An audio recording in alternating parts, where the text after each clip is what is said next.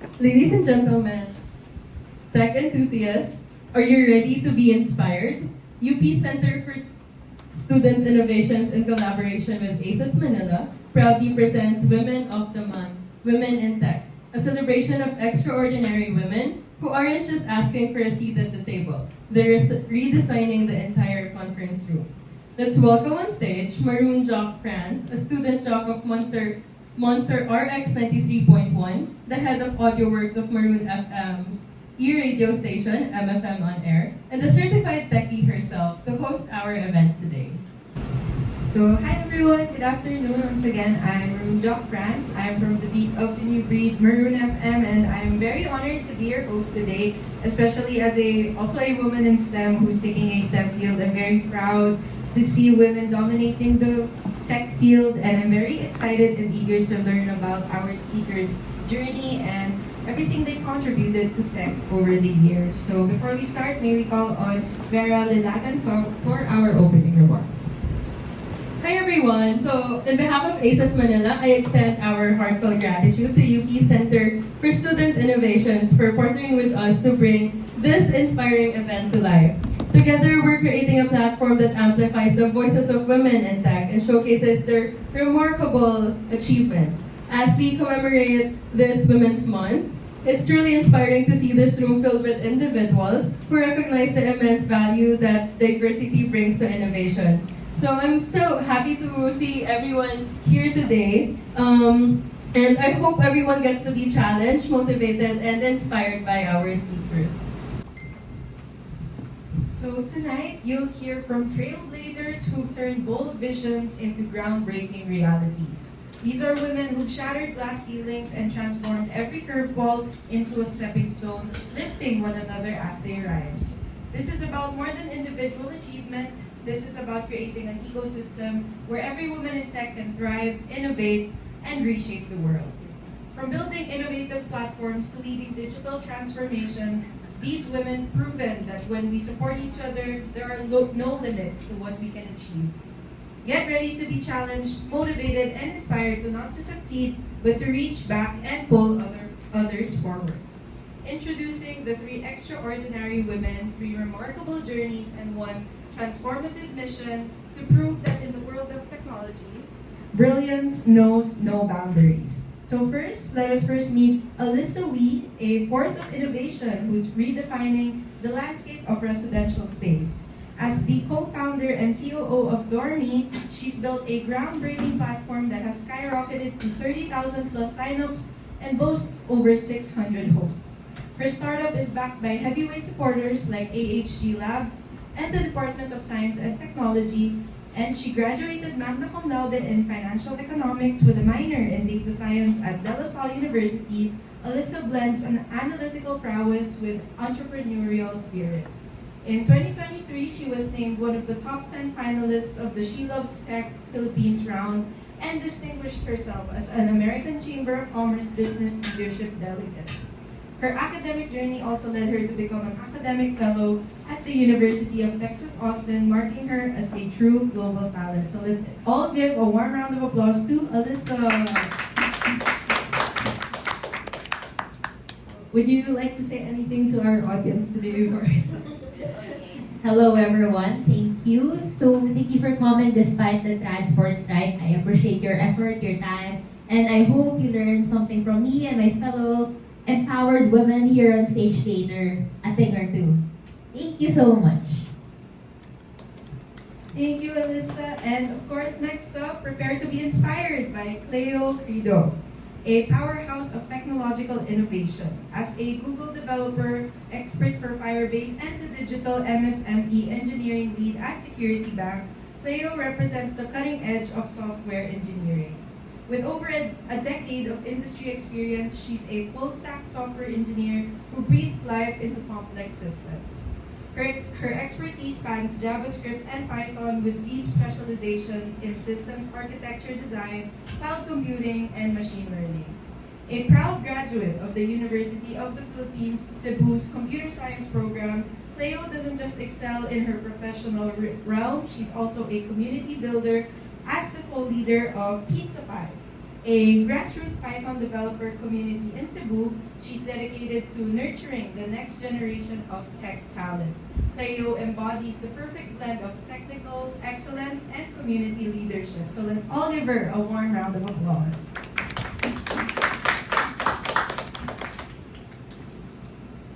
Any opening remarks for our audience? Hi guys, yun lang. And last but certainly not least, we have Chloe Ruiz, a dynamic product designer and product manager who's been making waves in the tech ecosystem. Her leadership journey began as the ASES Manila president in 2022, where she masterfully rebuilt the organization after its pandemic-induced hiatus. Through her time in Ateneo de Manila University, where she is a current fourth-year student taking Management Information Systems, she's completed multiple internships and part-time roles at innovative companies like Grocery, Locad, and Tihas. In these roles, she didn't just participate, she solved critical design problems and launched transformative new features. Her crowning achievement came at the ASES Summit at Stanford, where she was not just a delegate but a champion, winning first place in the pitch competition. Chloe represents the new generation of tech leaders, innovative, adaptable, and unstoppable. Let's give her a warm round of applause. Hi everyone. Nothing new, but thank you for coming despite the transport strike. Very excited to be here. So now we invite you all to lean in, listen closely, and prepare for a candid conversation. So sit back, relax, and let's unpack the challenges, celebrate the victories, and map out the future of women in tech. So for now, we'll be dividing this talk into two segments. The former is for panel-specific questions, and the latter is for women in tech. So for all of you, you're going to answer the general questions. So for now, let's start with Alyssa. So our first question is, what inspired you to create Dormy, and how did you identify the gap in the residential space market? Okay, so Dormy is actually a first-hand experience with the first two founders. And it was during the pandemic. So the pandemic, all of us are fully online, right? And a lot of dorms closed kasi walang students sa campus, di nila kailangan ng dorms. And that time, when the opening or lockdowns restrictions eased, people started to come back in Manila to work, to study. The dorms are not that fully operating yet, so the listings online aren't updated. So there's that. And if you come in Manila, it's hard because the lockdown, the transportation is not at maximum capacity yet. So there's that another hurdle for renters, or especially those coming from the provinces who have to go to Manila by sea, by land. It will be costly. So that's another gap. And lastly, scams. Facebook has no KYC system, know your customer systems. So it's prevalent for scams. Agents could easily disguise themselves as something legitimate, but they're not. And the rental industry usually requires down payments, right? Reservation fees. So it's really prevalent for scams. So that's why Dormy was created, to make renting safer, cheaper, and more faster for renters, both students and young professionals. So as a college student myself, I've definitely faced that problem also. When I first entered my fresh year, housing was like one of the most prevalent problems that we did face. And I just do want to ask as a follow-up, how's the process of using Dormy? Like, how do the applicants, apply for housing, and how does the process go? For renters, they could move in just 3 easy steps. So first, they search rental. Second, they inquire or visit. Then lastly, pay. Then they're ready to move in. It's just 3 easy steps.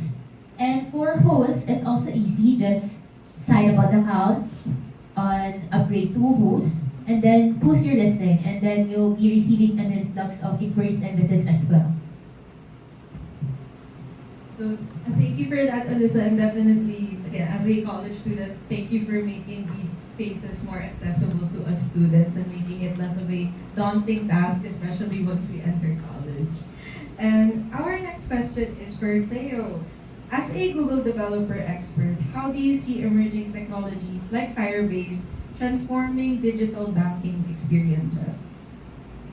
Okay, so Firebase is actually created because at first it's so difficult to make an application without knowing so many backend stuff like database management system, cloud computing, and so that's the reason why it was made. So really, if you're going to start developing your application, having these type of tools will allow you to prototype faster, and it's actually used for POCs, MVPs, so you can definitely test out your business idea right away.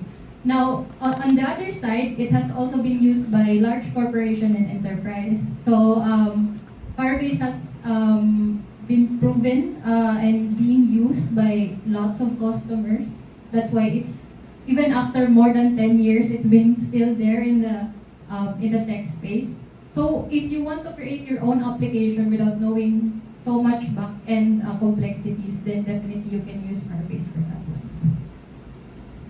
So thank you for that, Cleo. So I know how complicated back-end is again as a computer engineering student. When I see that for like exams, I'm like, okay, that's too complicated. But for the applications you have developed, it's definitely streamlined everything better and making it more accessible for people to test out their softwares.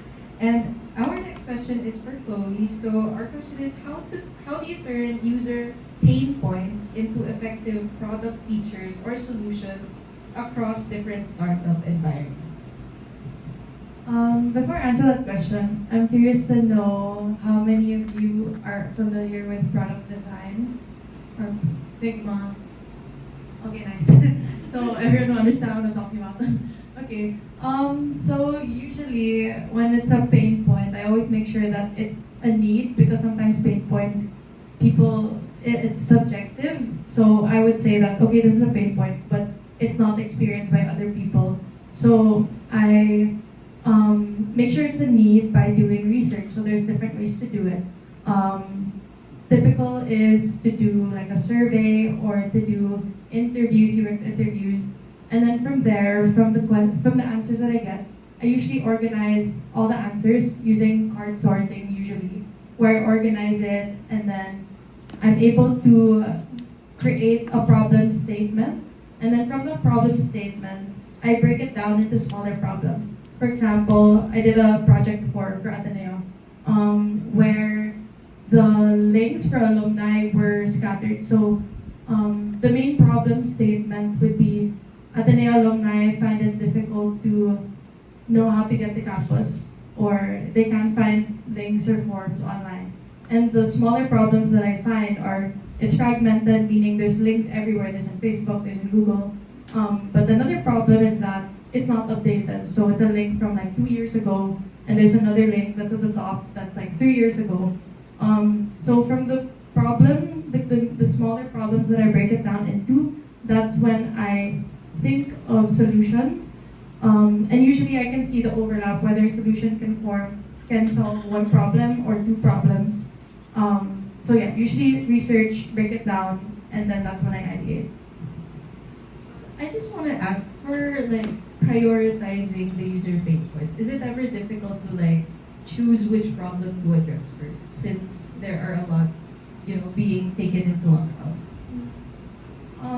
I think in my experience, the problem would be trying to solve too many problems at the same time. So how I would prioritize that is depending on the setting. So if I'm under a company, it would usually be dependent on the company's goals, or the company's goals for that quarter or for that sprint. But if it's a personal project, I usually look at which one is the bigger problem, or where I could find data to back it up. So thank you for that, Chloe. At least now we have a better vision on how you go about the process of finding the user pain points and how to solve them accordingly.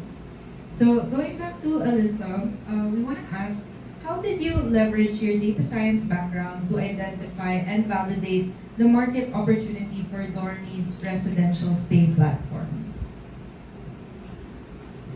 So to be honest, you can survive the early stages of your company with just having knowledge with statistics, basic statistics, since at the first few months or first years, your transactions will not be that heavy in data. It's still gradually growing. So basic statistics will help you get through it. But the reason why I equip myself with data science, because it helps me analyze, prepare also for the future once we're with 1 to 100 already. And then it also helps us pull up some charts that is automatically flowing automatically flowing. We don't have to manually set up charts through Excel sheets. It's just automatic, pulling up. It's more that, but I could say statistics will help you through it. Thank you for that, Alyssa. Definitely, though, in the educational level, statistics is difficult. Being able to apply it, like, for companies itself, it's very helpful and able to help you guys, like, analyze everything better. So thank you for that. And then for Cleo, our next question is, what architectural challenges have you solved in creating scalable digital solutions for MSMEs? So many, that's the life of an engineer. You're given problems to solve. So I think the huge part is handling user traffic. So every time during paydays, we manage payrolls, right? So our corporate, actually I'm handling two verticals. It's the corporate and the MSME. So it's not just MSME. So we handle payroll. So our old application actually crashes whenever we hit our peak times. So we did a major restructuring of the architecture. How we did that is NDA. But definitely we leverage some optimizations in terms of what cloud technologies we're using, how we are optimizing our calls from the front end to the back end, scheduled jobs, definitely. So that's actually one major breakthrough. And another thing is, you know credit cards, right? Like, they don't, what your credit card purchases don't usually reflect right away in your mobile bank. But what we did was we created a solution that in a matter of like minutes, your recent credit card transaction is already reflected in your transaction history. So that involves a lot of engineering because we integrate with BankNet, EasyPay, all of this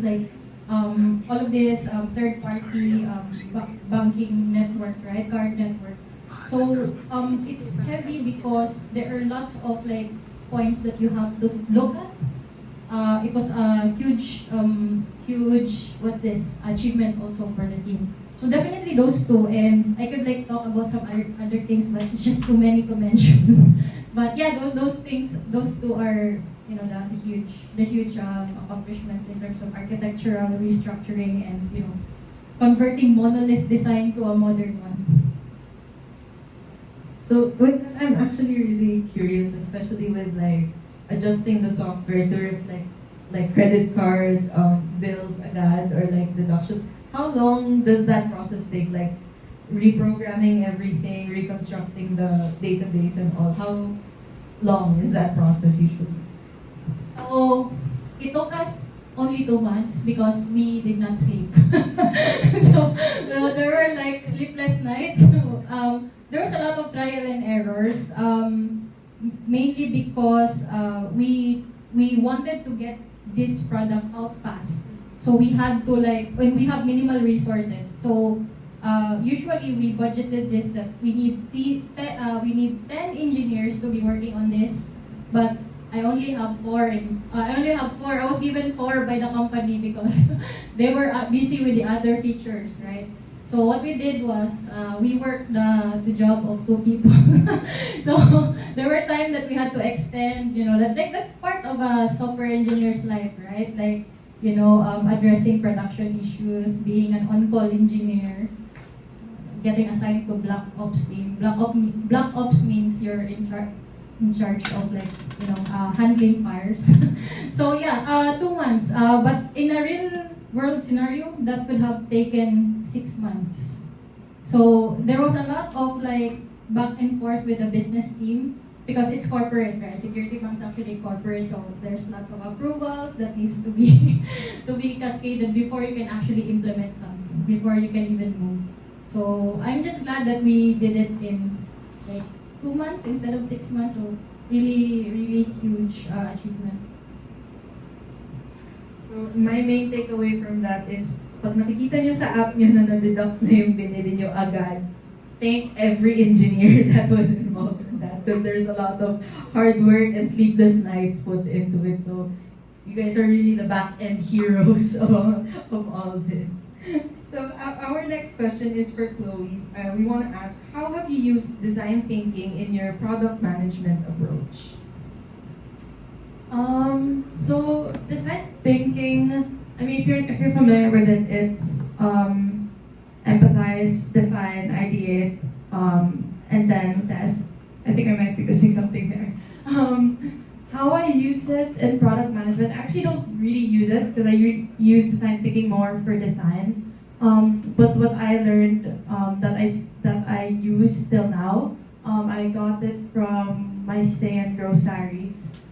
In product management, you make a lot of decisions. You actually don't do a lot of the technical work. You really just, if you're talking to a designer, they'll give you like 3, 4, 5 designs, and then you have to choose which one's the best, and you have to ground your decision on something, right?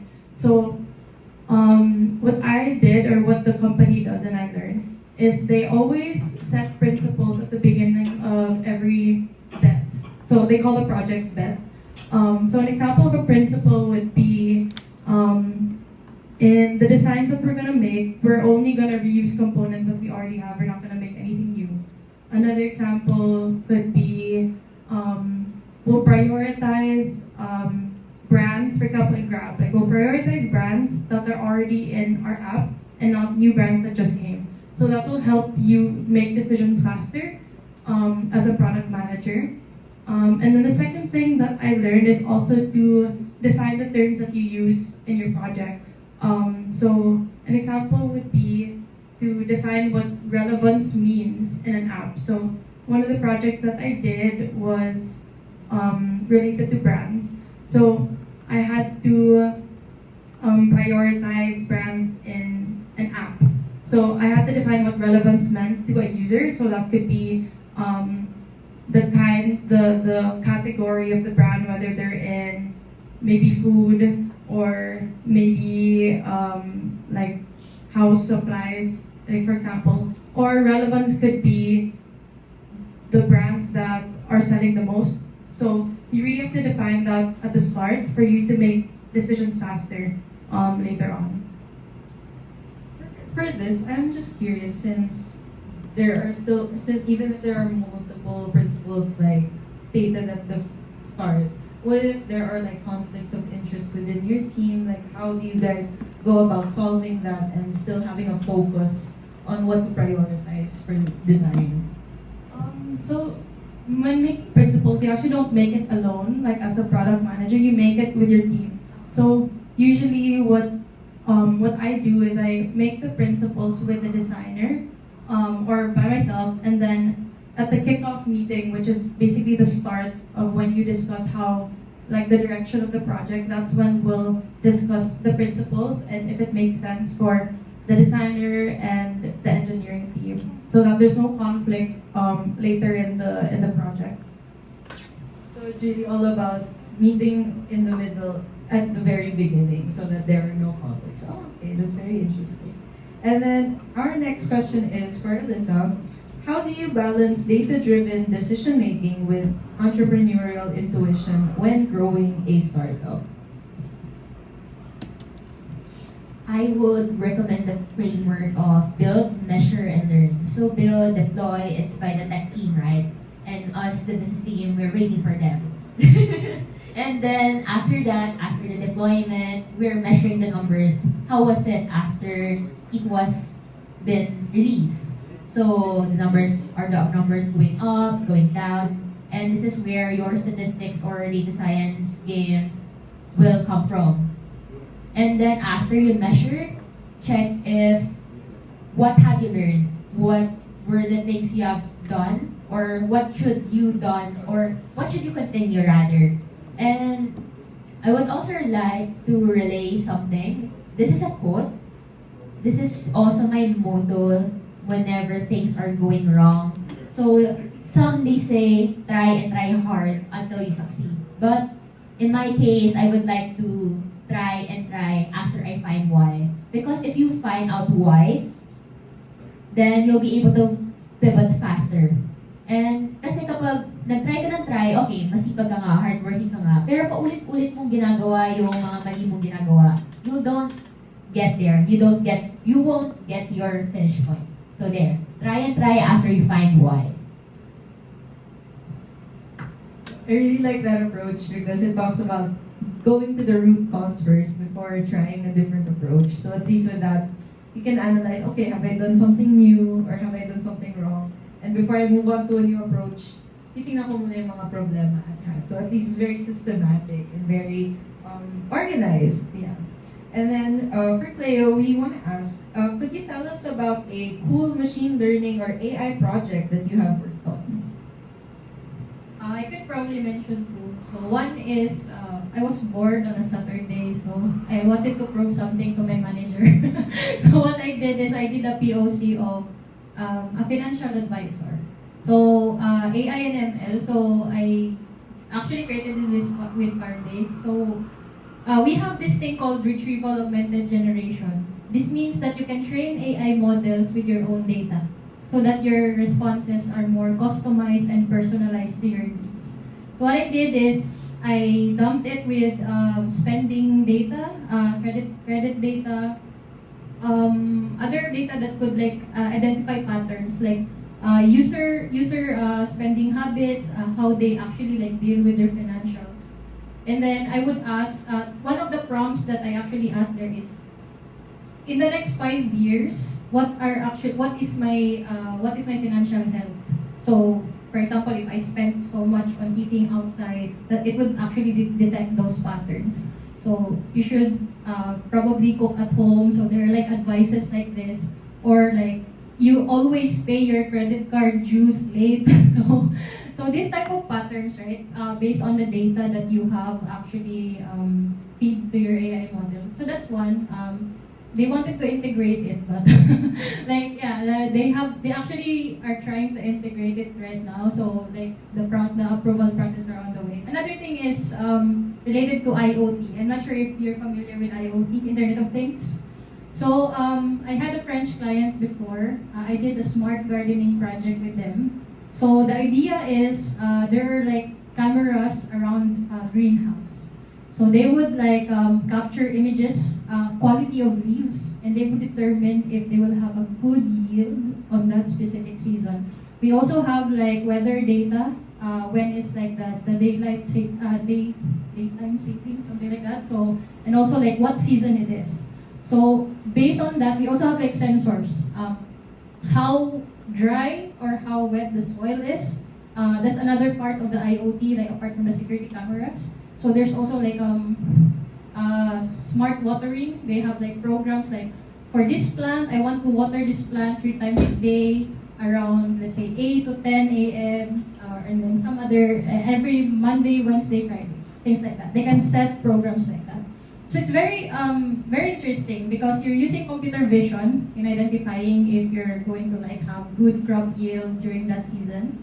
Also, like you would also know when actually your soil is good for like planting, or when is it like, it's very interesting. So I have one more. It's actually like related to IoT. It's a tracking device for Alzheimer's patients. So we measure their, like, I'm not sure if you're familiar with the term geofencing, so much tech terms here.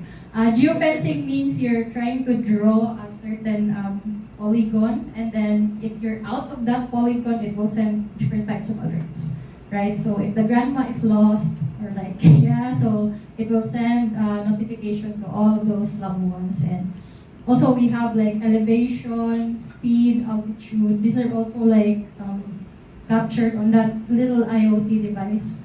And yeah, we use the data that we got there for like predicting patterns, behavior of the Lola or Lolo. So yeah, there are many things that you can do with AI right now, especially that generative AI is already in the multimodal AI part. Before we use AI, right, for identifying if it's an apple or an orange, boring stuff, right? But now it actually like is used to generate stuff for us, and that is very powerful. That's for me, that sobrang na-hold dun sa an apple tell me you're spending too much, you're gonna be broke in like 5 years. But I wanna ask though, were there any moments na ikaw mismo, you got surprised that AI told you something that, since you feed it data, parang, because right, there's always like not issue, but people always talk about don't feed AI too much data. But during the process of you creating these softwares, were you ever shocked na paano mo yun alam? Or like, were there any moments that you were like, AI is getting very powerful, na ikaw mismo nagulat?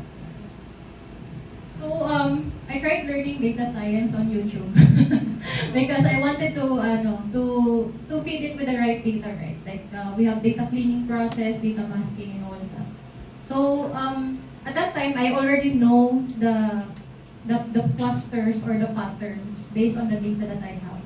But I'm just surprised that it actually give me more. Like yung predict ko na clustering is only 5, it gave me like 24. I'm like, wow, this is cool. So and because I'm using different types of models, so like I'm not just using Gemini, I'm using GPT-4, I'm using Claude, I'm using Llama, all of those models for benchmarking.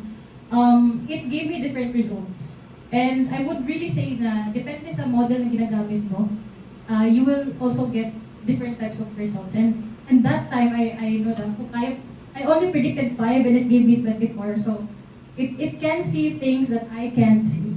Yeah, because it's built to do that, right? So yun, at that point. I really like that because it supports also my belief that people shouldn't be afraid of AI. As long as you use it properly, as long as you feed it the right information, everything okay naman. Wala namang masisira or anything. And then next for Chloe, we want to ask, how do you validate product concepts and measure design contact? Okay. Well, I talked a little bit about it a while ago in terms of UX research. So from my experience, it's really like simple. It's really just UX interviews. I think all my projects had UX interviews, and that never changed. I think to measure success though, after doing research is usually in a company you have goals, right? So you want to align your feature, your product to the company goals.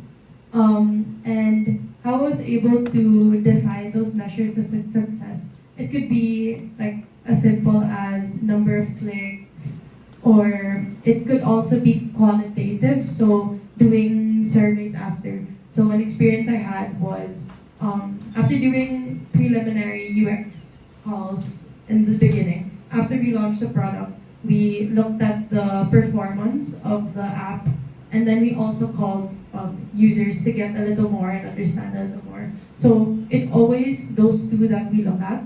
And then it really depends on the goals of the company, or also just whether if it's your personal project, it could be as simple as just getting good feedback. So it really depends. For that, I just want to ask, like, how do you guys process the data you get? So since you mentioned surveys as well, how often do you monitor it? How often do you check for feedback, and what are like the benchmarks to say that, oh, we reached this certain goal, and stuff like that? Okay.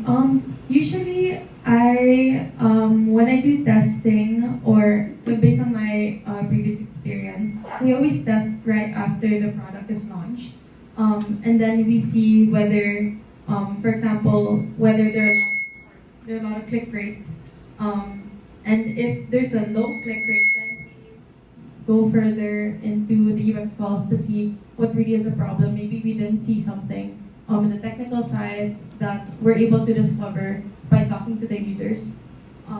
So if it's going well, you could do another round. So we usually work iteratively. So we do like a first beta or something. And then if it's doing well, then we do a second. So we keep improving it. But that depends on whether there's progress. If there's no progress, sometimes you could just let it go. Maybe it's not a project worth pursuing. But yeah. So you guys really go into the nitty-gritty of stuff to really check if this is improving or if this needs to be changed. So very specific is how you guys go about it. Okay. And then for Alyssa, we want to ask, how do you approach building trust and safety in an online residential platform? In Dormy, we have KYC systems for both the landlord side and the tenant side. Because in reality, hindi lang yung agents, owners yung scammer actually, but then tenants. A lot of tenants have, especially with Philippines na wala pang credit scoring, not much history of tenant payments. Some of them, or a lot of them, doesn't pay on time. Some of them, umaalis na lang, iiwan nila yung gamit sa kwarto. And some of them are even criminals living at your property, and that's a hassle, right? Not even bigger than a hassle kasi scary, right? So that's the purpose of KYC systems.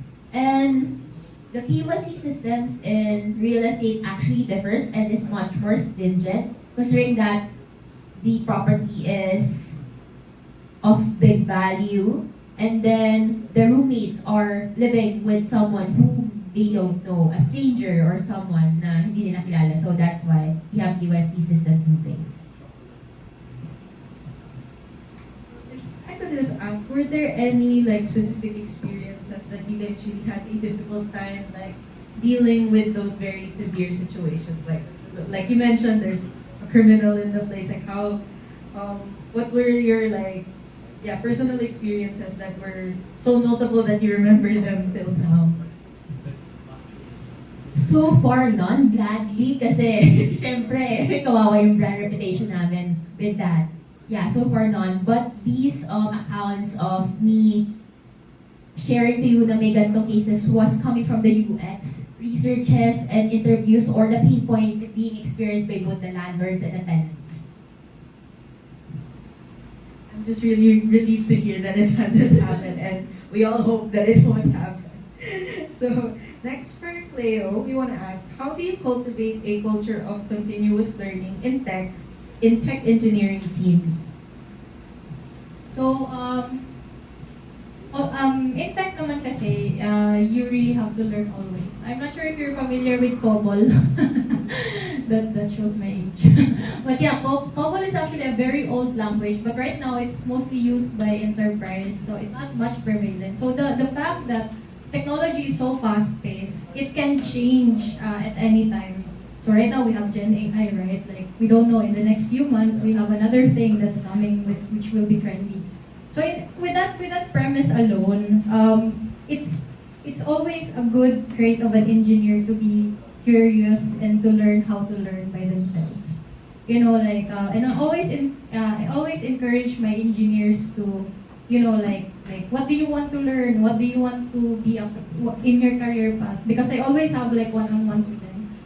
The only time I did not have one-on-ones with them is when I was in AMCAS. I have 60 engineers under me. So it's difficult to do one-on-one with 60 engineers. So we have like a form that would identify what they want to work on, right? Because you have to keep your engineers you know, like happy with what they're doing on a day-to-day basis. So one engineer would say, oh, I want to actually work with data stuff. So what I would do is I would like channel some of the tasks that would allow him or her to have practical experience with data. Another engineer would say, oh, I'm so tired of mobile development, I wanted to go to cloud. So, okay, pag-DevOps kita. So, I assign him to or her to like work on CI/CD pipelines and all that.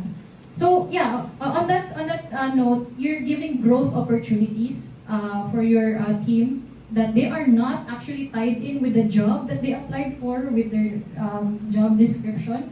So they can like pivot at any point in time in their career. Because throughout your career, you'll experience magiging tester ka, magiging ano ka, developer, magiging DevOps, magiging data engineer. So it's a part of giving the chance to your team to discover for themselves what are their natural inclinations and what are their future natural inclinations, right? So yeah, and then at the same time, I always try to have brown bag sessions with them. So brown bag sessions mean like we have this tech sharing, knowledge sharing sessions, and then always encourage them as well to participate in tech events as well as in hackathons, just for fun and for the money as well. So it's really interesting to find out na it's really important to also make sure there's good rapport in your team, because it's actually an avenue then to kind of uncover untapped potential. Because maybe they're working on a job na, oh, like this is what I studied my whole life sa college and all, but you move them to somewhere different. They're like, okay, I'm happy you're here. So at least now they get to explore as well. So that's really cool. And then for Chloe, we want to ask, what strategies do you use to align design solutions with business objectives? Well, I haven't had specific experience in terms of like a high-level business objective. Usually it's like testing features, new features, building new features. I think the most recent would be in LOCAD, when I was in LOCAD. They were raising that time, so I was able to design AI solutions or AI features for them. But whenever I present a design, for example, I always do like a side by side, whether that's problem solution or goal solution or goal and feature. So that's how I like to present it, so that it's clear that what I'm building is actually going to give you value, or what I'm building is actually solving a problem that we've defined. I want to ask, is there ever a time that you had to prioritize design solutions over business? Like, since you said side by side, was there a time that you had to really choose between the two? I think there was never a time, which is good, because then I wouldn't have to like fight for something. But if there was a case where I have to choose, I think that's what you, like as a designer or even a product manager, you always have to champion your designers or your engineers, because usually the one that has the last say are the business people in the company, right? So as someone that's sort of in the middle of the tech team, the design team, and the business, you have to champion that. You have to champion designers that they know your users. You have to champion your engineering teams that they can handle what you want to create, and that it will actually bring value to the business as a whole. I love that you already have a solution just in case it happens. So, but good thing it hasn't, and we all hope it won't. And then last question for Alyssa, we want to ask, as a founder, what has been your toughest challenge yet, and how did you power through? It's actually going through the 0 to 1 phase, because in this phase you'll face a lot of projections from clients. You don't know which problem or pain point by the clients to focus on, since of course they have a lot of problems, and not all of those problems are problems worth solving for, because some of them might be just inconveniences. Because some inconveniences, it might not translate to money because it's just an inconvenience. So they might not be willing to pay for, so there's no profit in that, right? So it's really 0 to 1. And I mentioned a while ago that there's a time that there's so much problems popping up or being shared by the landlords and tenants.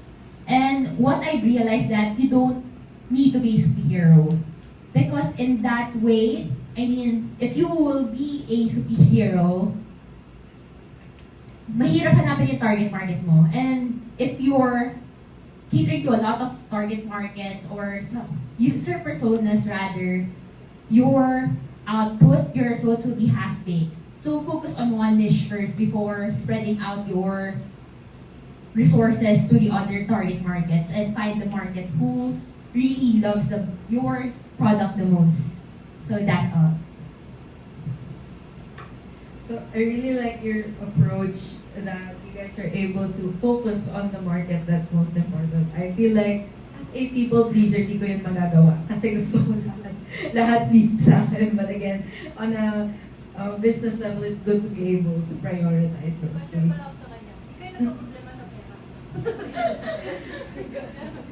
Alam mo yun yung pinakamalaking problem ng founder, yung pera. Actually, it's one of them, but thankful to our tech team, they know how to handle minimal resources and of course yung credits ng mga AWS, Google, so they managed to work on those with the resources we're getting from different partnerships. So mautak yung tech team namin. Thank you for them. Sana all lang problema sa pera. So, thank you sa tech team. Yung moral of it. And then for Cleo, we want to ask, what skills do you believe are most critical for aspiring software engineers today? Yeah, I think I mentioned this in an answer, like curiosity and learning how to learn. Kasi when you're an engineer, you're not, the difference between a coder and engineer is very huge. You know? When you're a coder, you're given a task that is already ready to execute and then you just execute it. But when you're an engineer, you solutionize. So you think outside of the box, you become curious on the problem, how to approach it on different angles, and how to deliver the optimal solution. So being curious on a feature is something that you should inherently have to be a 10x engineer. Another thing is learning how to learn, because like I mentioned, technology is so fast-paced, and with the generation today, you have every information at the tip of your fingers. Before, pupunta pa kami sa library and all that, tas mga computer na pinaka-Pentium 4 pa. Ngayon, you can even run AI models on your laptop, and that's very powerful. You can run AI models on cloud servers. If hindi kaya ng personal laptop nyo, just post it on the cloud and have as many cores you want. So, it's a very good time to be an engineer on this day and age.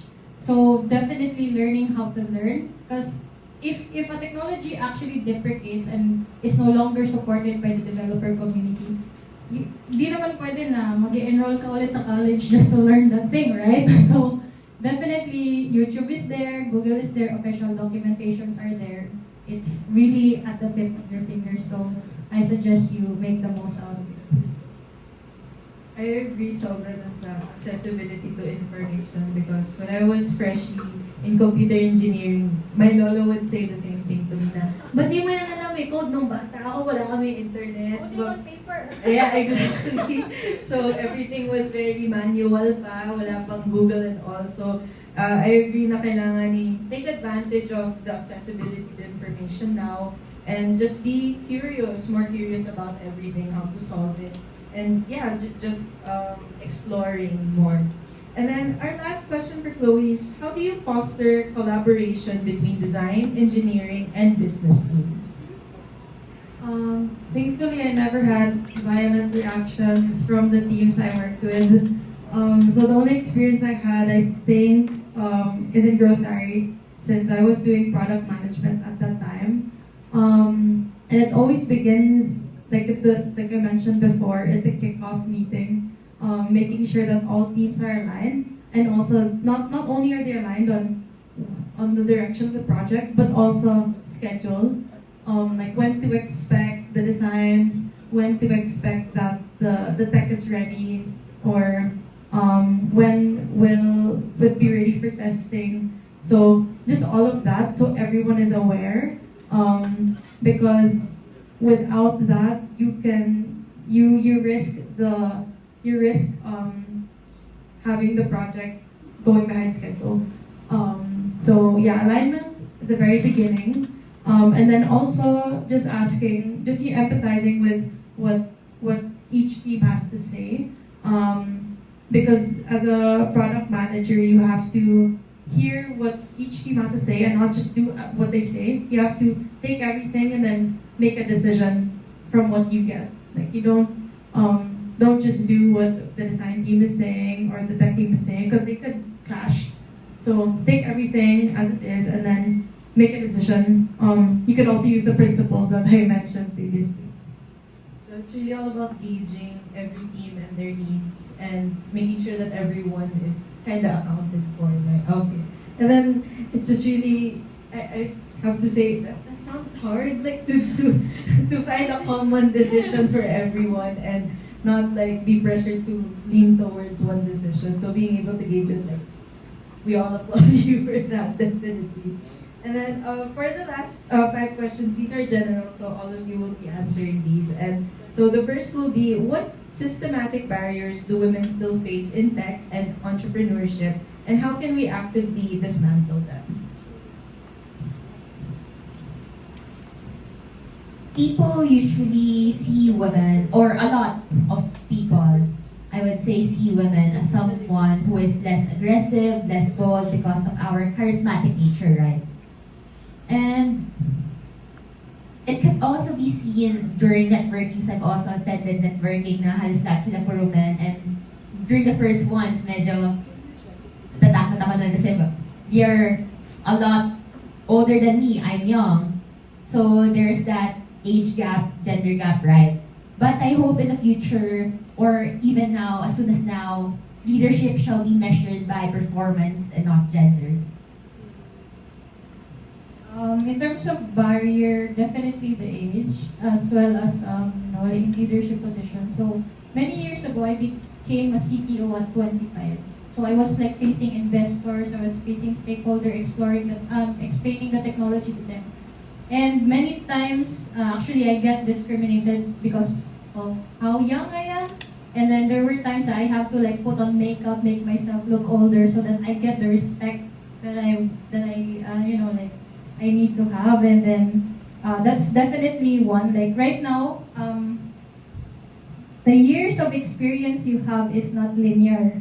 You know, like you can like have 10 years of experience, but within the 10 years, tatlo yung trabaho mo. Diba? So your growth can be exponential as much as you want. So tying up with age and like experience is definitely not the truth.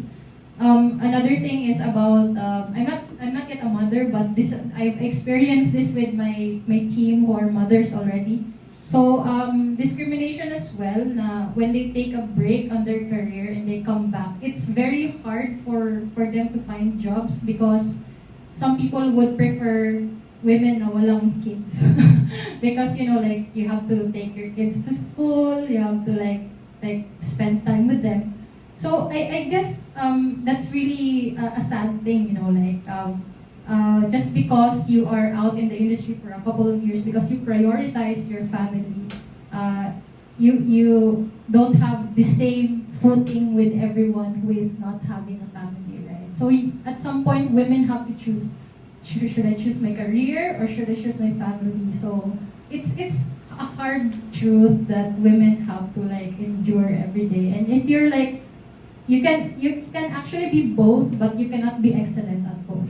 For example, if your kid is sick, you have to take time off work. And if you actually like need to burn some midnight oil to finish a deliverable, you have to like compromise some time with your kid, right? So finding the balance between these two elements are very hard, especially in our society that women are still expected to do the child rearing, despite how woke we are or how liberal ideas are flourishing. We still have that stigma in our society. First of all, I just want to say that's really interesting to hear since I'm not yet in the workplace. But yeah, I just want to echo Alyssa and Cleo. I think the two problems is really gender gap and age gap. So I got into the startup space quite early, like fresh off the pandemic, when I revived ASES. And I remember going to a lot of networking events and being the only girl or the only student. So it was really difficult to like know where my place is or like find my place.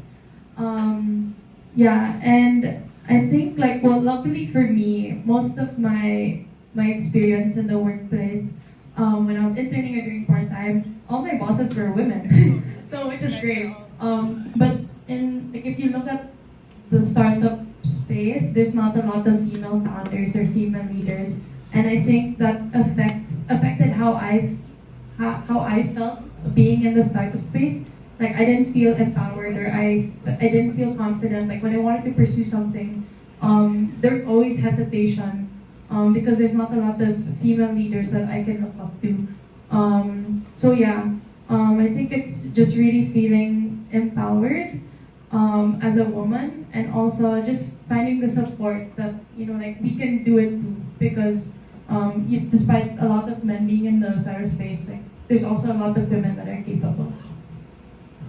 I really like the takeaways from all of these, and personally, sinagot rin yung tanong.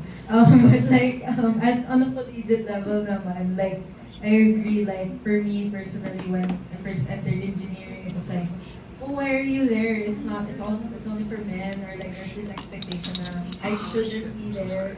And as you guys mentioned, age, commitment to family versus career, and also like lack of role models in the industry, it's all very difficult. But being able to push through with that, you guys are our role models. It's like goes to show that it's not about gender, it's not about age. As long as you push through with it, everything will be okay.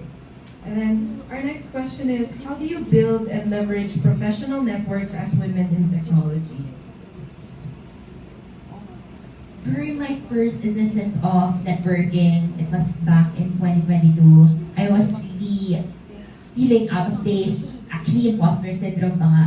Kasi sa networking, there will be a lot of foreigners, at ang ganda na yan. Tapos, halos 5 feet lang ako. So, tuwing kausap pa sila, nakaganda na ako.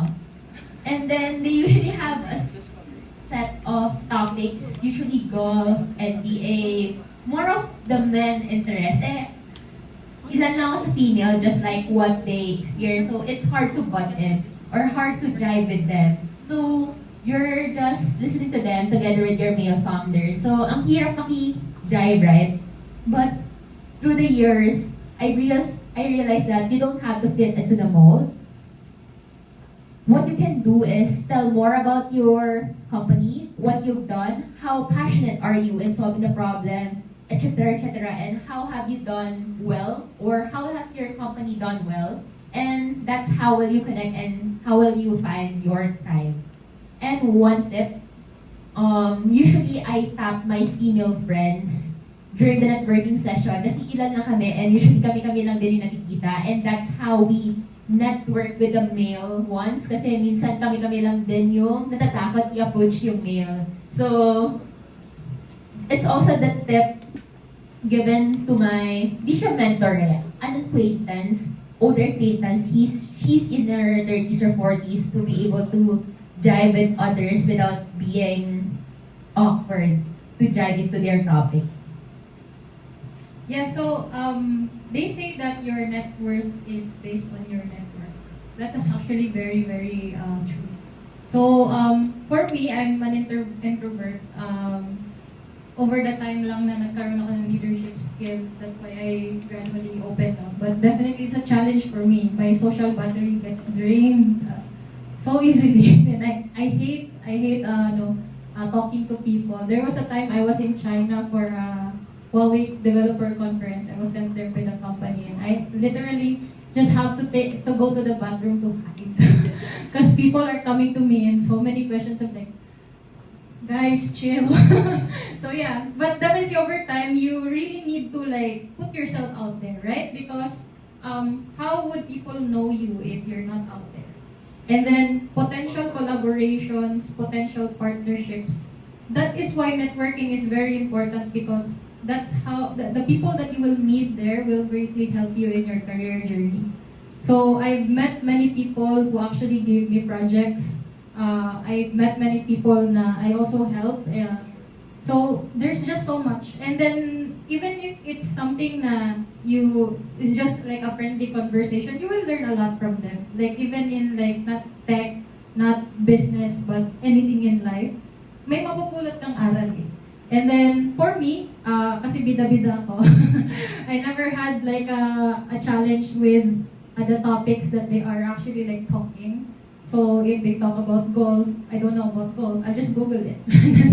And then, for example, they're talking about like very technical stuff. That's something that I live and breathe in tech. So that's something that I do not have it. Pag business naman, yun, I tried to like search. But pag nag-uusap sila, may mga keywords sila hindi ko naiintindihan. Pinatype ko yun sa notes ko, tapos ginugoogle ko after, ito pala yung ibig sabihin niya ng ganito. So, it's also like a way of learning, no? Expanding your knowledge. Just listening to people and talking to people will give you so much more. Not just in a particular domain, but in life in general. So, not just a woman, but a man, and whatever you identify yourself, always go out there and network and you know, like just show people what you can do. So, I'm also an introvert. So, when I started networking, I would always be so stressed. Like, coming into it, I'm like worrying already in my head. But then, yeah, so usually before, I would just go like, okay, like, I should just go to a networking event, like, I'll learn something. But then what I realized also is if I just go to it with no goal in mind, like, I'm just there, then sometimes I go out of it and I'm just drained without learning anything. So there are two types of networking events that I like see now. So one is networking with the same kind of crowd, so like students or young professionals, and then there's also networking with like founders of big companies. Like when you go to networking events like Kickstart or VCs, you'll meet founders of big companies, and that's when I kind of freeze. So I think networking with like-minded people, same age, that's a lot more doable. But when you talk to founders, it becomes a lot more intimidating. So usually my goal is if I don't talk about myself, actually I usually don't talk about myself, I always ask questions about the person I'm talking to. So what do they do, what's the company, etc. And I don't really try to fit in, I just always make myself, you know, like I'm just always curious. So that at the end of it, I'm learning something. And apart from networking events, because I think at one point I got so tired of networking events, what I did instead, which I actually found to be more helpful, was researching on companies in the Philippines or even abroad, and then learning about the founders. So I find companies that I'm personally interested in, or founders that maybe are from Ateneo or from the Philippines, and now they have a company abroad. And then I just reach out to them like one-on-one. Like I just ask to have a short call with them and then talk to them, and I actually form deeper connections or deeper relationships with them, and they remember me. So this is one founder that I think I talk to like every year. Like we just catch up. It's like someone from Thailand. But yeah, so don't limit yourself to just networking events. You can also reach out to founders online and LinkedIn. Like it's really easy to do, and I think you'll find, at least for me, I found more value from that. I feel like we can like combine all of these and turn it into like a 3-step process. So first you start with, you know, choosing the type of event that you want to go to and the intent, like what you want to get out of it. And then you also join groups of other women. So para magkakasama kayo. And then at least magkakasama kayo na, ano yung sinabi niya, Google ko na. So at least it's something that step by step you're able to enter the industry better and network better with other people, both men, women, and anybody who identifies as anyone. And then our next question is, what strategies have you developed for maintaining confidence and resilience in male-dominated tech spaces? I'm currently investing in my physical looks and communication skills and still continuously learning. Physical looks because sabi nila baby face ako, and is actually a con sometimes, especially when you're talking to foreigners, because yun nga, sometimes they connotate age equals experience. Siyempre, di pa kasi nila kilala yung performance mo, and sometimes they're not from the Philippines, so they don't know about dorm, so that's why. Second is communication skills, whether it be written, oral, etc. Especially when I'm dealing with clients because first impression matters. And we are dealing with different types of ages. So for the tenants, it's more Gen Z, millennials. And then for the landlords, hanggang 80s actually kausap. So gladly I was able to learn how to deal with different types of ages. So, kapag matita, tita rin ako makipag-usap, ganun din ako makipag-chika sa kanila. Tapos kapag lola naman, I act as their granddaughter, ganun. So, being able to be agile or adapt to their language so that you can jive with them easily and know each other better. Yeah, so in the tech space, we all know that software development is a practical skill. So it revolves around the idea of meritocracy. That means you earn you have a spot, you have a voice because you earn it. So really building resilience and being more confident is just doing things and proving them wrong. So definitely, I've had experiences na I couldn't enter a boardroom because I look young and all that. But definitely, when they would see results, when you deliver results, when you deliver excellence, that's the time that you will slowly gain the respect, right?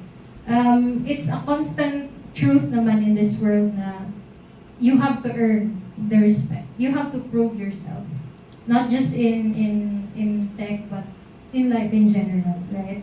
So the best way to really build resiliency and confidence is just to keep doing better at what you do every day. So, don't have to make it very complicated.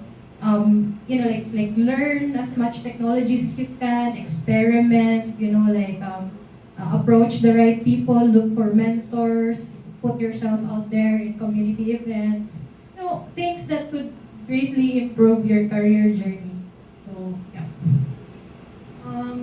For me, I think two things. So, at least from my experience, it's being hardworking and also staying humble. So, hardworking, at least for me, I think when I came into the startup space, I wasn't confident at all. I had big imposter syndrome. Especially the first thing I did was become president of ASES. So, and I wasn't really doing anything before that.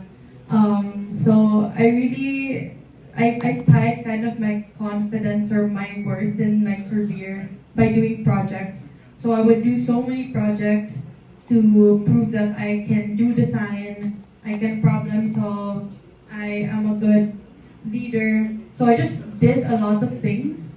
And I think that's the hard work aspect. And then for resilience, I think that's where humility comes in. Because especially when you go to the startup space, or when you start working and working with other people, you'll learn a lot of things about the industry, about working with other people, about yourself. And if you stay humble, you'll be able to improve.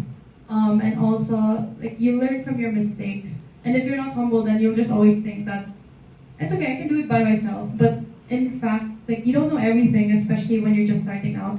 So just really trying a lot of things and also staying humble when talking to other people or working with other people. So that's actually a really good transition to our next question, because you guys mentioned investing in yourself, being confident enough to take on new tasks, even if it's difficult, on a personal level. But how can mentorship and community support, so more on the external factors, accelerate women's growth in tech careers? I would speak in the lens of community support. So I hope the community will be more embracing of those who career shifted like me, because I'm not a woman in STEM actually. I'm a major in economics, so when I first got into this space, I don't know the tech jargons.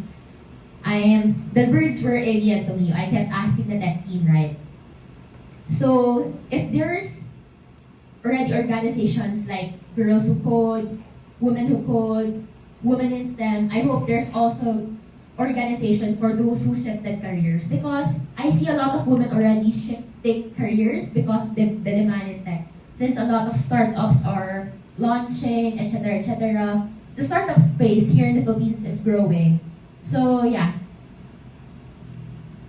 So for me naman, kahit na-graduate ka ng computer science, IT, engineering, that doesn't mean you're hireable.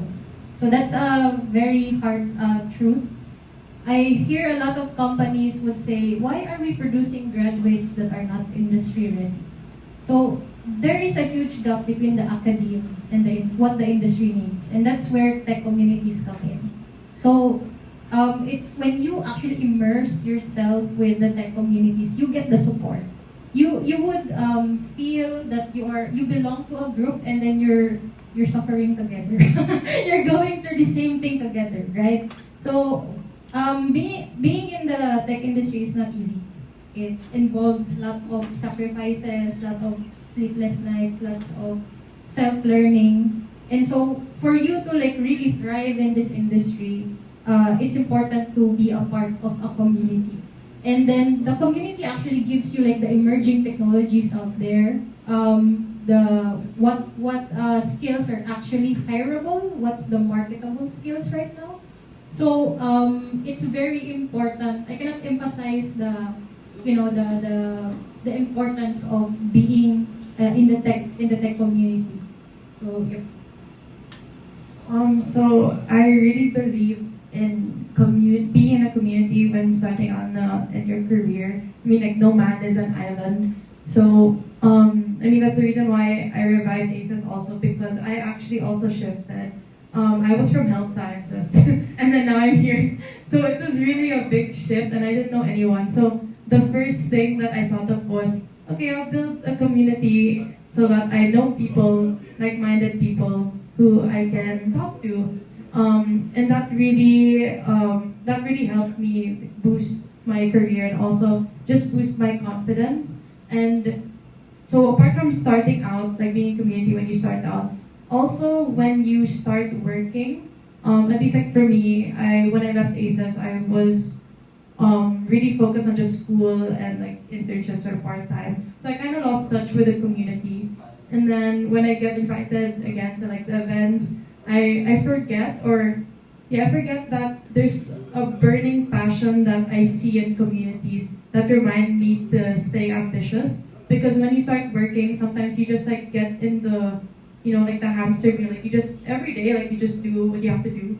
But you forget about like all the ambition that you have. Maybe you want to do something more, you want to contribute more. And I get reminded of that when I'm part of a community. And I think that's important, whether you're a man or a woman or whatever you identify with.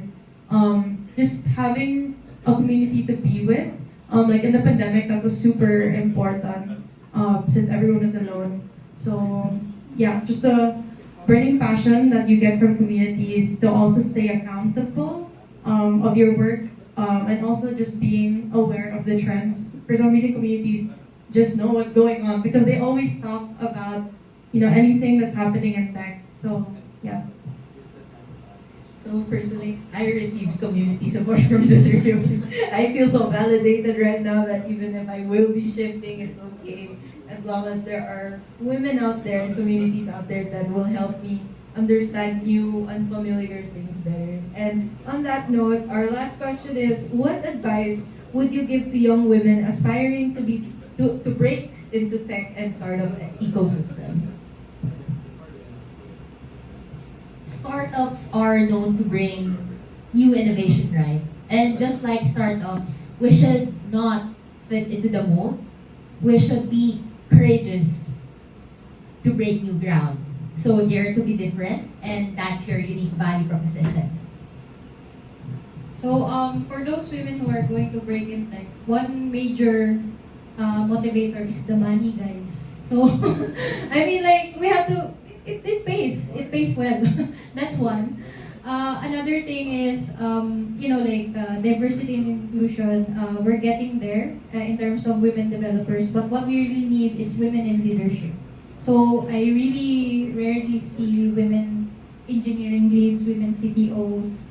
Like we need a seat at the table. Because when we develop products and services, it's good that we're all represented, right? For example, when we develop an app, then we actually like take into consideration the people with disabilities, right? Accessibility, like the screen colors, will it be bright for them? Like the fonts, are it like visible? So different types of inputs would flourish when everybody is represented in the app and service that you are working on. And that is why having more women, having more people with different races, different cultural background, ethnicity, that would really help us make better apps for everybody to use. This might sound a little bit cliche, but at least for me, it's find your why, and like why do you even want to break into the tech space? Like, is it because you actually believe that tech is the future, or you've heard that there's money in it? Like find your why, and I think that will help you define what your values are, what your core values are, and then you can translate that into your passions, and then from there you can start thinking about what you can do. Do you want to be in a community, start a community? Do you want to start a project? Think of it like small, starting from something small. You don't have to think of it like, I need to do something big. Like you could start by doing something small and then building yourself. So I always believe that working on yourself, it's tied to your work. So if you have your values intact, it will also reflect in how you work. So yeah. So before we open the floor for questions, I want to say thank you so much. Like I learned so much from the three of you, and let's give them all a warm round of applause. Like I feel so inspired now, being in your guys' presence, and slowly, again, even if things are unfamiliar, knowing that there are women like the three of you there out in the industry, I feel safe and I feel really heard. So thank you so much. And now we will be opening the floor for questions from the audience. If you'd like to ask our speakers any questions. So, anybody? I actually have a question. I feel like everyone could answer naman this question. Pero, di ba, whenever we start or we enter a new environment or new space, like you guys, women in tech, when you were starting pa lang, how do you guys validate your success? Kasi, di ba, usually we bank on the external validation coming from other people, or the success stories that we could post on LinkedIn or share on Instagram. But how did you validate yourself, or how do you keep doing what you're doing without those things? Kasi, I mean, more often than not, we don't get that all the time.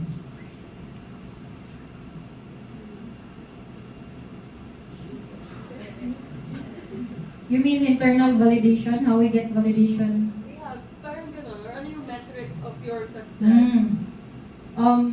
It's pretty simple for me. When I join a certain company, I would definitely like sit in with my manager for a week, and I would say, what are your expectations? And and what are my KPIs? And am I actually like meeting your expectation? So if I don't have that, because you mentioned not all the time we get that external validation, right? So I would say that if I do something, did I make it the lesser time possible? So when I develop something, okay, I estimate this to be like a one man day effort of work. But if I actually like make it in 30 minutes, that would be a huge accomplishment for me. And if I actually like designed it with like thinking 10 steps ahead or even 1,000 steps ahead, I would really say na I've engineered it well and I've provided the most optimal solution. So finding these validations and like these success metrics, it's not just only defined by what your manager say or what your boss say, but it's also what you set on yourself, right? Like for this year, I want to learn data science. Next year, I want to learn Gen AI. Like you just keep growing up, like the only way forward is up. So right now, you may be junior developer, you become mid, you become senior, you become team lead, until you become whatever you want. So, setting these type of goals on yourself would be like the key metrics that you will have, so that you will know you're successful. So, for me, I think I have the bad habit of just never being satisfied. Like I always feel like I have to do something else after I finish something. Like that's why after like one internship, I never stop. But yeah, so it's only later when I realized that those were actually my milestones. Like everyone has their own milestones. It could be like position, but for me, it was getting the next internship. So like from product design, I went to product management, and then I went back to product design. It's kind of just looking at where I am now and what I see is still lacking. So I feel like I just never stopped like learning. I always felt like there was something missing. So that's my own. And then also when I'm working, I always ask for like one-on-ones with my manager. And then that's when I ask like what I'm doing well, what I'm not doing well. Like that I always need to hear. And I think it's important. So yeah. They say success is subjective. But for me, especially when you're leading a company, wherein a lot of employees' lives, families are tied onto your company's performance, you need to be really objective. So my personal success is usually tied to my objective success. So that means number of clients, GMV, profit, the financial statements, rather. And yeah, it's more of those. So it's a straightforward answer, I would say. So, any more questions I from? do have a question. I haven't written down, that's fine, I can just enunciate. I haven't written down in notes, because as a dude it might be controversial if I like misspeak. So I guess to start off, I guess this is more about the local startup space, the local tech space. Do you think it's for those live stream. Oh. So, do you guys think that enough is being done in this space to support women in tech and the startup space in general? So, when I say that, a lot of VCs and startups and tech companies in general do tend to say that they have programs to support women. So, I guess I'll give a case example, right? So, like, there's one VC here locally, I won't name drop, but like, I always see them saying that like 40% of their portfolio contains female founders, which is actually kind of misleading in a sense where like, it's not actually like equality in terms of number of founders. It's just simply like, hey, there's one founder and like maybe in a team 3 or 4 that's a female, and like that applies to 40% of our portfolio, so we'll claim that, right? So I just get this impression that in this space what occurs a lot is people, like companies just tend to promote themselves as being as female inclusive as possible, despite not having programs or activities to actually make it happen. So I guess maybe if you guys have personal stories where you've experienced that firsthand, it would be great to hear. And also, if you think it's a real problem, this could be a superficial problem. Maybe I'm just nitpicking something. So yeah, that's my question. You want to go first? I can go first. Yeah, so to be honest, they are trying to look that, but they are not doing it. So in that say, they look good on paper, but in terms of like the tangible support, they're actually not following through. So one example would be in terms of like getting funding, right? Sure, they have like programs, Fisher or UST that accepts female founders, but at the end of the day, when you're trying to like pitch your business idea, they would still. I'm not speaking in everyone or for everyone, but definitely there's still a stigma because we don't have the proper representation of women founders. I'm speaking of this because I also have my own startup. But yeah, on the company space, supporting women in tech would mean more than having, like in terms of diversity, like you have like 50-50 ratio for female developers and male developers. It should be more than that. It's about giving, like proper maternity leaves, things like that. Or giving, like mental health breaks for women and having more programs that would actually like make women want to work in this male-dominated industry. Because at the end of the day, if we have the infrastructure to actually would make women want to work in the space, then that's the metric that we can say that they're really following through with what they're advertising, that they are, we are a diverse company and all that. My take on that, gladly, I haven't experienced that yet, or hopefully not. But what I can see that is the other counterpart Southeast Asian countries are actually more gender progressive, because I have already seen some organizations that only invest in female-led founders, but in the Philippines, not much yet, right?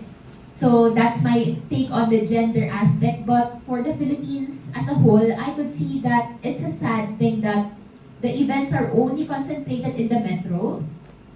For example, Metro Manila, Cebu, or Davao. But I have encountered founders and projects who have been proactive in startup spaces as well. I've even encountered someone from Cagayan, the top right portion of the Philippines, even Cagayan, di ba? Techie na rin pala sila doon, and they've received contracts with their clients of valuing up until the million. So imagine that, opportunities outside the metro. So hopefully the Philippines will not concentrate events in the metro, but also in the different regions of the Philippines, so that will be more diverse and not all of, that's it. Sorry, thank you. I think same with Alyssa. I don't have specific experience as a woman, but something I do notice also is that I wouldn't be surprised if some VCs market themselves that way. But I think the hard truth is that there's just not a lot of female-led startups in the Philippines. And I think, if you go to a room and there's female and male people in the room, it never feels like there's a woman that's the men is overpowering the women, even if there could be more women than men in the same room. It's just the fact that there's just a different aura, I guess. And especially speaking in a room full of men, for example, a lot of the VCs that I know in the Philippines, they're all male-led. So imagine as a female founder, not that I am, but speaking in front of a room with all men is already a challenge. So I think it wouldn't be surprising, but I do think that there's not enough done. It's growing, I would say, but I feel like it's just, as a woman, we just notice it more because it's lacking. But I'm sure if you ask a male, they probably have a different experience. They probably wouldn't have noticed it at all. But as women, we're looking for it. So if there's one event about women, we'll really notice it. But I would say it's not enough. That answer your question. Yeah, no, thanks for that. Actually, a quick follow-up. So if you had to, so I guess if you had to do something to make a difference tomorrow, what do you think something should be established, really pertinent tomorrow? Not that pertinent, but something that could be established with the least amount of effort at soonest. What do you think would be a great ad in the Philippine startup ecosystem to support, female founders or people who are entering the ecosystem? Hirap naman ang tomorrow. 2 business weeks. Nahirapan ko nila. Hirap naman ang tomorrow eh. I think the communities are great. How do we establish it?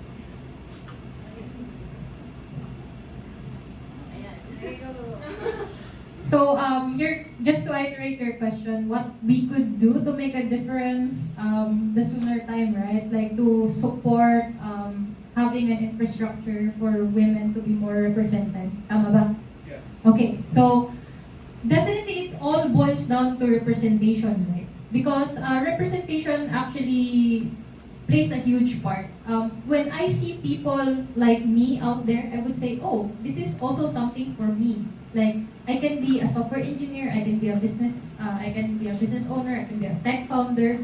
And it all boils down to having more women speak up about their experiences, share about their expertise, making us more visible. That is actually the quickest way we could see how we could support more women to be involved in the tech space. Because I have an experience. I was invited to talk to a senior high school in Sultan Kudarat. And the reason being is most of the female there are going for education courses. If they don't go to school, they will be married off at an early age of 16. They will be betrothed to. This is sad reality in the Philippines. So we need more exposure that women can STEM.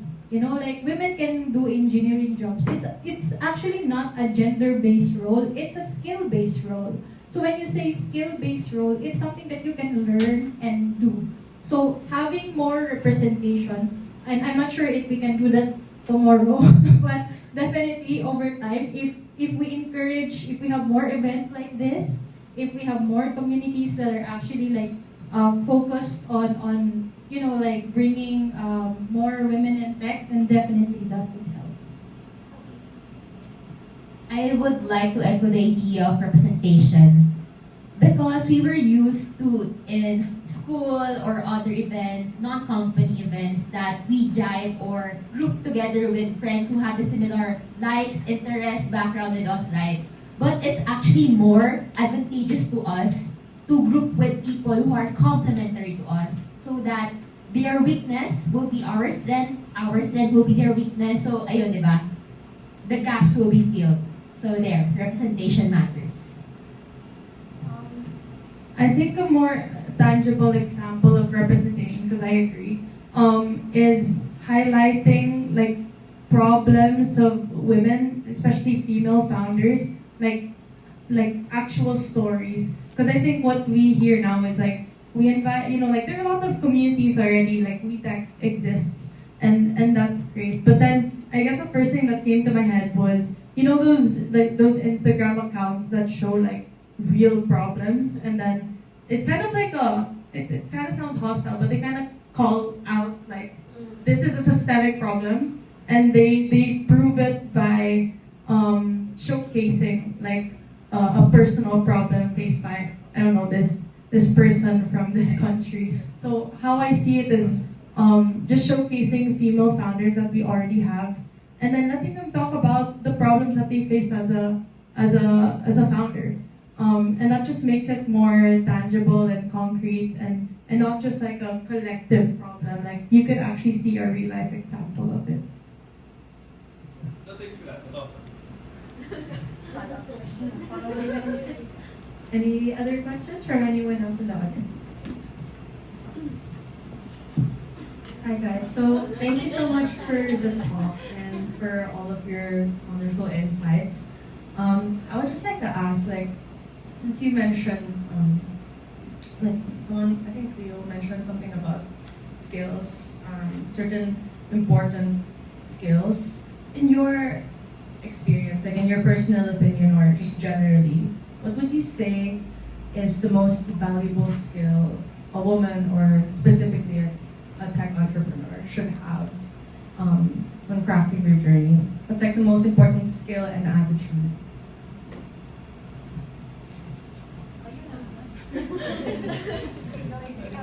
Okay. I'm on the business side, so not the tech skills.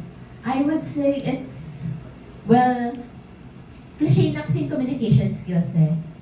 But as an economic graduate, the economic skills really matter, especially when the resources are lean. So you need to choose what feature or business goal to prioritize. And sometimes you have to forgo one thing of the other. So you need to know what trade-off will you let go of in pursuit of another goal. And it's hard to measure in numbers because in the early stages, your data will be lean. Hindi ka pa 1 to 100 eh. So it's learning really to manage your resources and as well as which opportunities to prioritize. May I ask what you in your experience in your startup, Dormy? Okay. I think have I need to get back to you because there were a lot of trade-offs. Wait, let me share or pass on the mic and I'll get back to you. Okay. So to answer your question, two things. First, communication from a different lens, and then second would be empathy. So first, communication, because throughout your career, you need to advocate for yourself. That's how you get promoted, right? Like that's how you communicate the value that you bring to the organization. Because if you keep on bringing value, then they will keep investing on you. That means you go up the ladder. So as women, sometimes we feel like we're not doing enough, right? We're not as vocal as the men. So I hear some very specific. I have Indian devs as well, even though they don't know, even though they don't know much about a certain technology, they would say, "Oh, I know that." But then, hey, I did a POC on this, and I'm still not confident with my skills on this specific technology. So yeah, like we have to learn how to, like advocate for ourselves. Be proud of what we're doing. Second thing is empathy. So this is a really innate characteristics of women. I've been with bosses who are good and not good as well. But one thing that I've noticed about them, not all but commonly is they're very objective. Like for example, when someone gets sick, as a leader, I would say, "Oh, are you okay? Do you need medicine? Do I need to take you to the hospital?" Things like that. But when you approach it with a male boss, they will say, "Oh, okay, leave approved." So, like the empathy is something that we because we have like the nurturing and caring, like persona, right?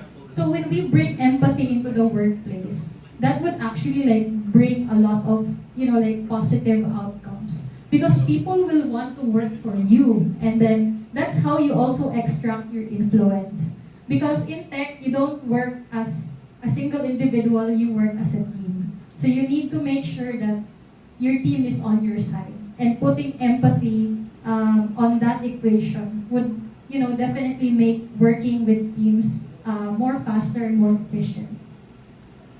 I was also gonna say empathy, but I'll say something else. So I think mine would be self-awareness, or just awareness in general. So awareness, you need that as a tech entrepreneur because that's how you'll find problems to solve or find needs. Like if you're not aware, then you wouldn't know like your problem wouldn't really be a problem. And you couple that with empathy. And the other part of self-awareness is just knowing your worth. Because in the workplace, and I've experienced this myself, you will be, you could be lowballed in terms of salary, and you could also not be given the chance to do good work in the company because they don't think that you can since you're a student or you don't have much experience yet. So there's not a lot of trust. So you'll only be able to prove yourself if you know your self-worth, and you only know that if you are self-aware. Okay. Going back to your question, I now remember one specific scenario. It's trading off tech readiness and when to deploy your sales. It's actually tied to the concept of MVP, launch, fail pass, something like that. It's a cliche quote. Okay. So, usually lagi nag-aaway ang sales sa tech eh. Kasi tech really wants to make it perfect, ganon, hindi pa daw ready. Linear resources, may bug na nangyari doon, inaasikaso nila yun. Kami naman naghihintay kami na, uy, kailan na ba yan? Sabi niyo na Friday na ngayon, ba't wala pa rin? So usually kami talaga yung laging, hindi naman away, pero nag-back and forth. So what we did was, still following the concept of MVP, minimum viable product, and we just had the courage to sell that MVP despite hindi siya yung pinaka-ideal MVP, and gladly we got early clients as early as that, and yeah, it was a trade-off. We never expected to be that great kasi hindi siya yung ideal expectation, but great na nakakuha na kami ng profit during that short timeline. So there. Thank you. Any last questions before we end?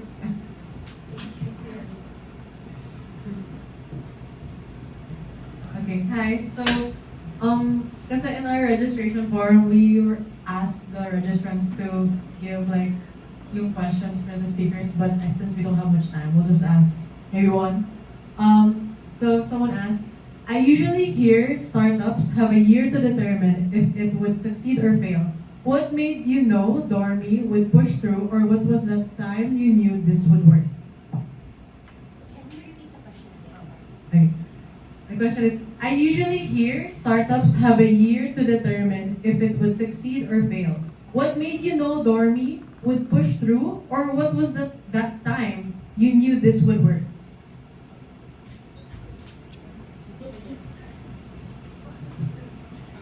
It's actually simple as you can see the demand coming in. So at first, it was really a chicken and egg problem. The demand from the tenants is evident. Students, young professionals, Facebook, it's cluttered. But the demand from hosts is a bit rough because the students are coming to them, right? The dorms are really near the school. So, uso yung tenant disintermediation. So, that's a tough term kasi bakit na sila magbabayad through dormy for service fees kung malapit na yung school? So, there. Really gauge the demand, the market demand, the Samsung for you to verify it.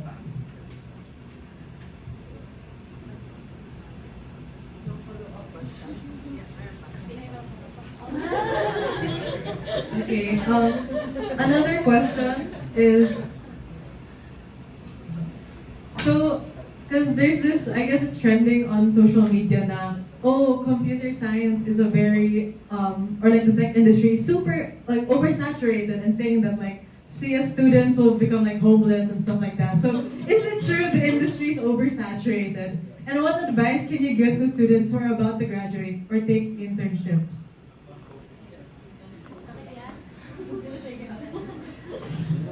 Yes, it's oversaturated. As I mentioned before, there's a huge gap between the academe and the industry. So we are producing graduates that are actually not industry ready. That's the sad truth. I will just share one experience. Now, I'm part of the hiring team as well because I'm the last step before they get hired. So I hired someone with no degree.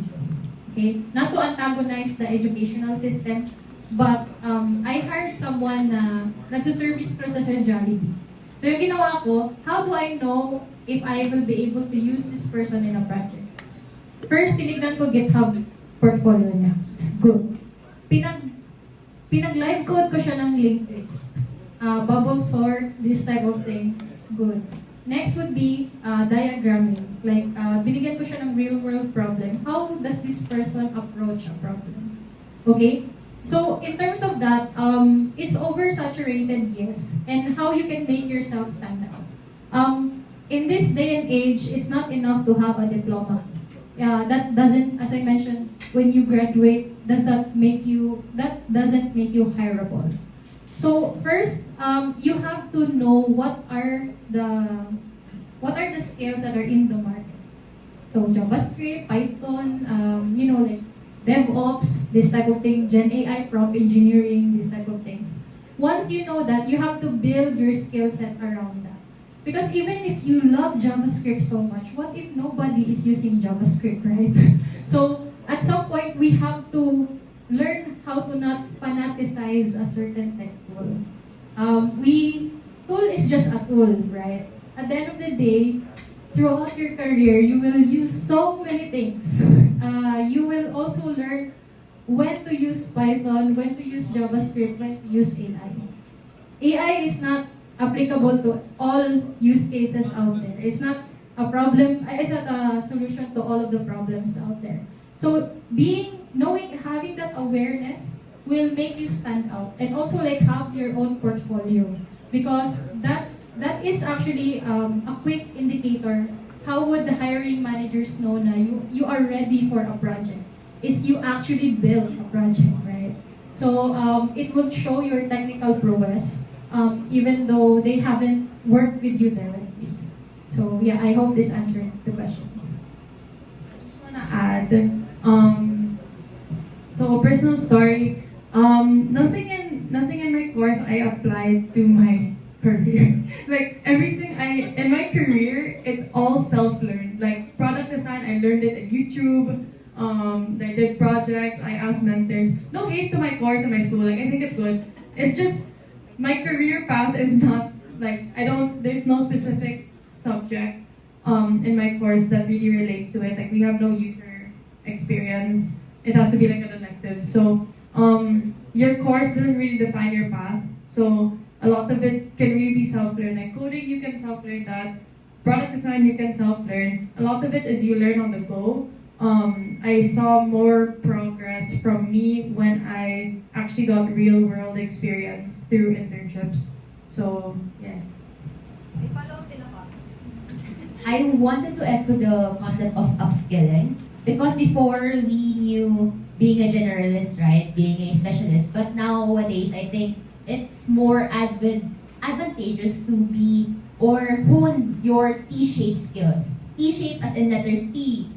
Yung T, yung sa horizontal, these are itsy-bitsy skills that you want to learn to make yourself more well-rounded, jack of all trades. But there's cons of being a jack of all trades, right? So you should hone another column there, yung mahaba sa T, to be your specialization so that you'll be more labor,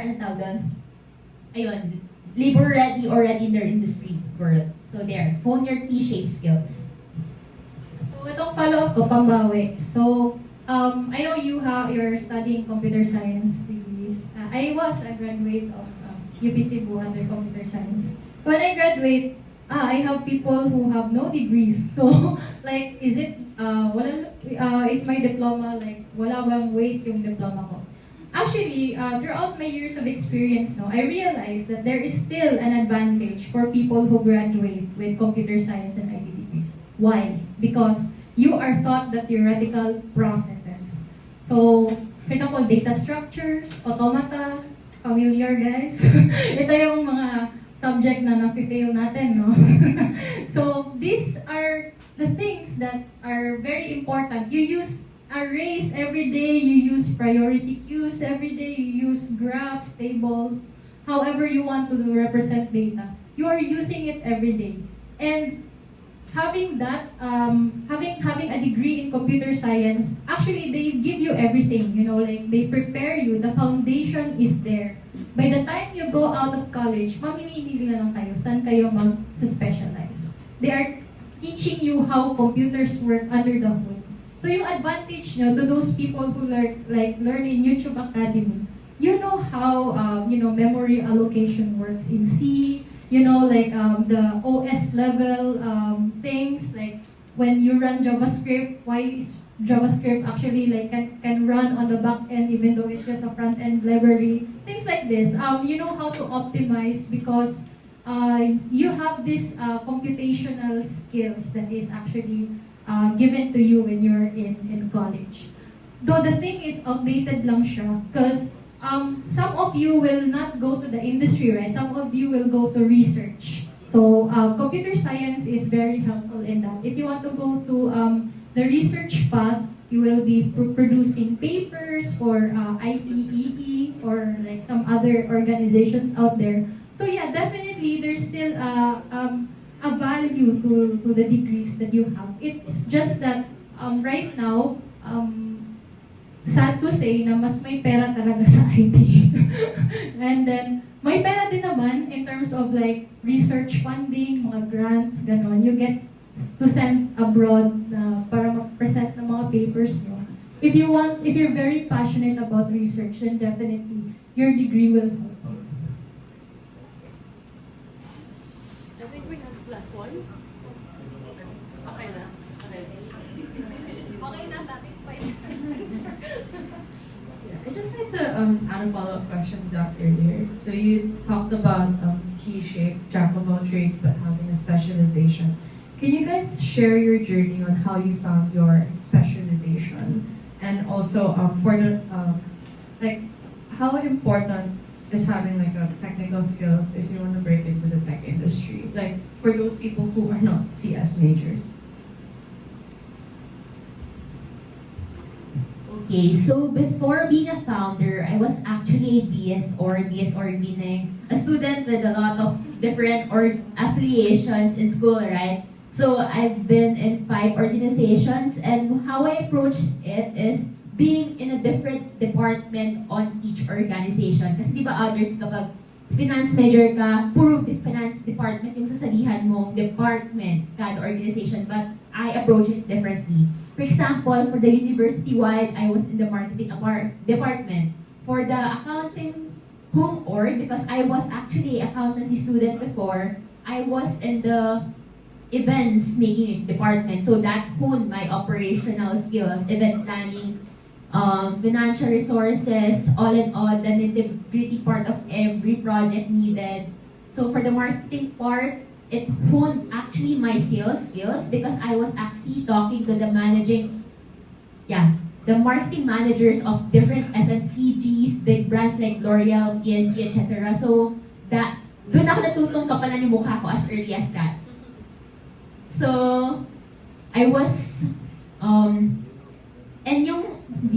tawag dito, yung part of managing fundraisers din, money, etc., etc. I also honed during that stint sa marketing because I was handling sponsorships for the whole university in DLSU. So imagine sponsorships for 50,000 students. So it's actually more of real-world experience talaga. Even in hindi siya internship, I had no internship experiences actually. But if I had to time travel, I hope, hindi ko lang talaga in-expect na magiging dormy founder ako, but work experiences also help. And for the T-shaped skills, usually as an operations kasi HR, usually honed na to during group activities in school. Within the classroom, it's there. Marketing, the sponsorships part, sales part. Finance, it's due to my major being a economics financial major. So my lessons actually help. For example, financial modeling, forecasting, budget allocation, etc., etc. So there. So actually, my specialization is my own degree, which is financial economics. So how did I get my specialization? Di kasi ako namimili ng trabaho. So, being an engineering lead before, tinatanggap ko lahat ng trabaho, pinag-test ako, pinag-DevOps ako, at may one time nga, nagpa-product na ako eh. Like, I created business requirement documents, like all of those diagrams. So, the way that you would know what you like to do and what you're good at is just trying things out, as much as you can. Try whatever you can. And then, doon mo malalaman na actually enjoy doing this. Oh, I'm actually very slow at doing this. So for me, yung specialization ko kasi is systems architecture design. So I like it because it's like, jigsaw puzzle. So I would know on one look saan magpi-fail ang isang system. So for example, one major achievement with it, with the work that I have in Angkas is we're handling 500,000 requests per second during payday Friday. So imagine, nagka-crash na yung app. So I would know ano yung pwede namin i-tweak sa architecture para we could handle that amount of load. Throughout my experience as well as an application developer, I get to see different designs. I know the failure points. I know what type of technology is good at what certain feature. So trying things out and having the background of a tester, of a DevOps, of a mobile, and web, lahat na. Ang hindi ko palang ata nag-try in tech is cybersecurity. So yun, na-try ko na ata lahat. So yeah, that's the only way you will know because may exposed ka and you will know what you're good at. For me, I think, even till now, I think I am still a jack of all trades. I don't really know where I really am good at, I would say. But I tried a lot of things, like what Cleo mentioned. I started with coding, and then I tried product design, and then I tried data in my course. And then I'm also interested in startups, like doing my own startup. So there's just really a lot of things. Like you have to try everything to really know what you're good at, or at the very least what you're interested in. Because when you try it, you're not necessarily good at it. But if you have an interest in it, then that's where you could put more of your efforts and your time in, and that's where you're able to develop your specialization. So same as Cleo, really just trying everything, and then seeing from there. I think that's how I found mine. And even under each, like under being an engineer or coding or doing product design, there's even more specialization under it. Like product design, there's visual design, there's UI design, like there's so many things. And it could be overwhelming, but just take it like step by step, and then just diving deeper and deeper into one field or one field or one specialization. So no further questions from I have anyone? like this one really quick one. Okay. So this is I guess this is for Chloe. I guess for students still navigating the startup space, you had like a lot of internships while you're still in uni. You've had a lot of internships. How did you go about securing those internships? And I guess was like being a female, like did it play any factor in it? And like, was it like a barrier in that? For me, I didn't experience any setbacks being a female and applying. It was really, like, I actually didn't think about it much. The only problem that I had being a female was that I didn't feel confident. But what I did instead is I just did a lot of projects to prove my worth. Like, I would always tell people who would ask me how to get an internship, like, I would always say, do your own project or have something to show. And my project was like, I think it just like redesign something, or I think there was a problem I wanted to solve in terms of like speaking events like this.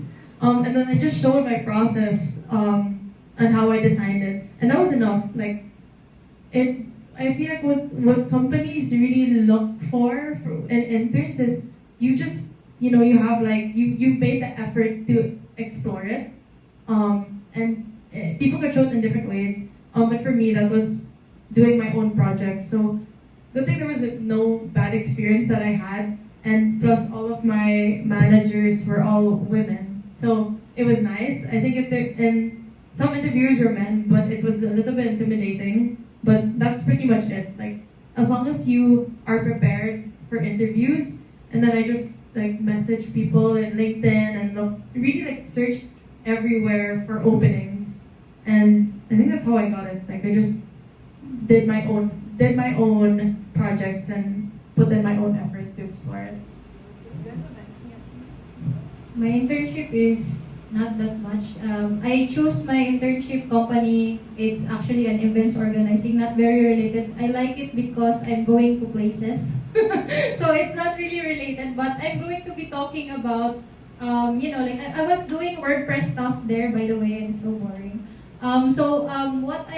What I could say from a company standpoint is, there is this thing called cold messaging. So cold messaging means in LinkedIn or in any other social media app, you could like message the hiring people of this company, hey, are you actually like hiring, or interns, are you looking for interns? So that's actually very powerful because you would be surprised on how these people would actually reach out back to you. So if you can't see a good internship out there, why don't you just ask for it, right? Like email it to people. Like for example, in Metrobank, are you hiring interns? And then how would you stand out among the other internship applicants? It goes back to the tips I gave before, having a good GitHub profile, and then like being equipped. That's one. Cold messaging. That is not yet being practiced, but try it, guys. It's very powerful. What else?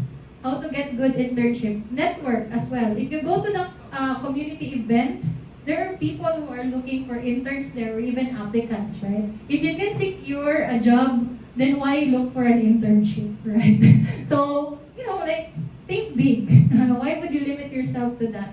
So, it's no secret now that some of the students actually have part-time jobs or they are hired full-time. And then remote work is very prevalent nowadays in the tech space. So you can study while working. You can even like work in the beach.